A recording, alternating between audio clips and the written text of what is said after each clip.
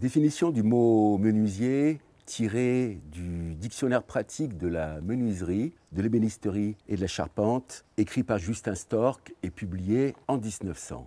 Il y a de cela 124 ans. Avant 1789, les menuisiers formaient une corporation dont les premiers statuts datent de la fin du XVIe siècle. Ils célébraient la Sainte-Anne le 28 juillet, anniversaire du jour où ces statuts leur avaient été donnés. Les menuisiers portaient primitivement le nom de hucher ou huchier, fabricant de huches. On les nommait aussi lambrisseurs, du mot lambris, et huissiers, du mot hui, qui signifie porte. C'est un arrêt de la Cour du 4 septembre 1382 qui les a autorisés à prendre le nom de menuisiers parce qu'ils amenuisaient les bois en les rendant plus menus, plus minces au moyen de la varlope, du rabot et d'autres outils. Ils faisaient partie de la communauté des charpentiers et étaient placés sous l'autorité du premier charpentier du roi. Ils ont aussi porté le nom de charpentiers de la Petite Cognée après leur séparation d'avec les charpentiers qui portaient celui de charpentier de la Grande Cognée. Le nom de bahutier, qui date du XVe siècle, s'appliquait aux menuisiers qui fabriquaient spécialement des meubles tels que bahuts, crédences, cabinets, coffres, etc.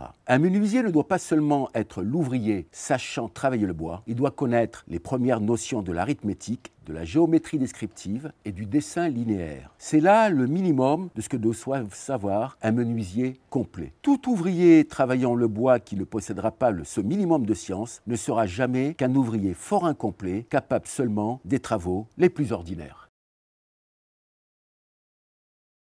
Les outils employés par le menuisier sont nombreux, en dehors de l'établi, du rabot, du maillet, du marteau et des tenailles, des trusquins, équerres, règles et compas. On peut citer les outils à fût servant à corroyer le bois, comme la varlope, le rabot, les bouvets, les outils de moulure, des scies de différentes sortes, les ciseaux, les bédanes, les gouges, les serre-joints et les presses, le vilebrequin, les mèches, le plomb, le niveau, etc.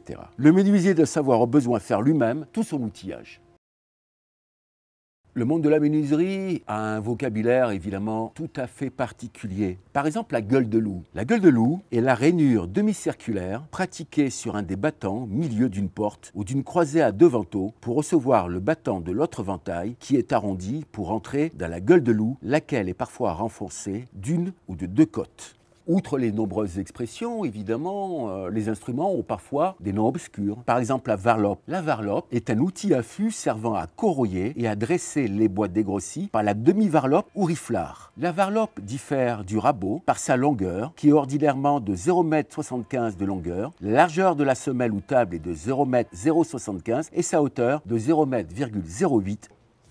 Outre les termes techniques correspondant aux différents instruments employés dans la menuiserie, les termes historiques, il y a aussi bien sûr des expressions pratiquées par les menuisiers. Par exemple, pétasser, qui n'a rien à voir avec une pétasse, mais pétasser, il s'agit effectivement de sertir et rajouter des planches sur une porte qu'on rénove. Donc voilà, c'est une expression à connaître. Quand on dit pétasser, c'est qu'on rajoute des planches.